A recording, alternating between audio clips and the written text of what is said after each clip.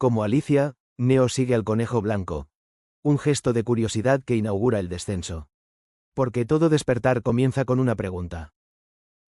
Cuando Matrix se estrenó en 1999, muchos la vieron como una película de acción revolucionaria. Pocos imaginaron que, con el tiempo, se transformaría en un espejo filosófico del siglo XXI, un mito moderno sobre la percepción, el poder y la libertad. La escena de la pastilla roja y la azul ya forma parte de nuestra cultura visual. Pero más allá del gesto, hay una pregunta más inquietante. ¿Qué ocurre cuando elegimos despertar, pero el sueño está en todas partes? La pastilla roja no es un remedio, sino un riesgo. Despierta a Neo. Y a nosotros, en un mundo donde la verdad es insoportable y la libertad se convierte en una carga. La película no propone una salida feliz, sino una caída. La caída del velo que nos protegía. Ver la realidad tal como es implica perder el consuelo de la ignorancia. Morfeo lo dice con claridad. No puedo decirte qué es la Matrix. Tienes que verla por ti mismo. El conocimiento no se transmite, se vive. En ese gesto, el film recupera una enseñanza antigua, casi socrática. La verdad no se impone, se despierta desde adentro. Jean Baudrillard, cuyo simulacros y simulación aparece literalmente en la película, sostenía que vivimos en una era donde los signos reemplazan a la realidad. En Matrix, esa idea se vuelve carne, o código. Los humanos no solo viven engañados. El propio concepto de realidad ha sido sustituido por una versión más eficiente y digerible. El simulacro no es una mentira, sino una sustitución perfecta. Una copia que ya no necesita original. Lo que Matrix denuncia, entonces, no es una distopía tecnológica, sino una condición espiritual contemporánea. La pérdida de lo real bajo capas de representación. Si Platón imaginó en su cueva a los prisioneros confundiendo las sombras con los objetos verdaderos, Matrix actualiza esa alegoría para la era digital. Las sombras ya no son proyecciones sobre una pared. Son pantallas, perfiles, métricas, realidades alternativas generadas por algoritmos. En 1999, Matrix anticipó la ansiedad que hoy sentimos frente a los algoritmos, la inteligencia artificial y las redes sociales. La película ya intuía que el poder del futuro no sería el de las armas, sino el de la información.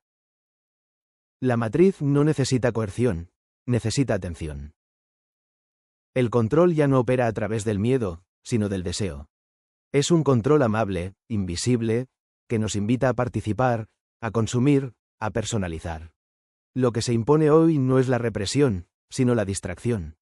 Un mundo diseñado para entretenernos mientras el pensamiento crítico se disuelve en el flujo constante de lo nuevo. En ese sentido, Matrix no envejece, se vuelve más precisa cada año. Su lectura del poder como sistema de lenguaje y percepción encuentra eco en la sociedad del algoritmo, donde la vigilancia es voluntaria y el consentimiento se disfraza de libertad. Neo no es un guerrero clásico, es un programador. Su rebelión consiste en hackear el código de lo real. La metáfora es clara. La libertad no se conquista por la fuerza, sino por el conocimiento. Conocer el código, esa es la nueva forma de sabiduría. Neo aprende a ver la realidad en su estructura binaria, a entender que detrás de cada apariencia hay una lógica que puede ser modificada. Su viaje interior es un proceso de aprendizaje. Pasar del ver al comprender, del comprender al crear.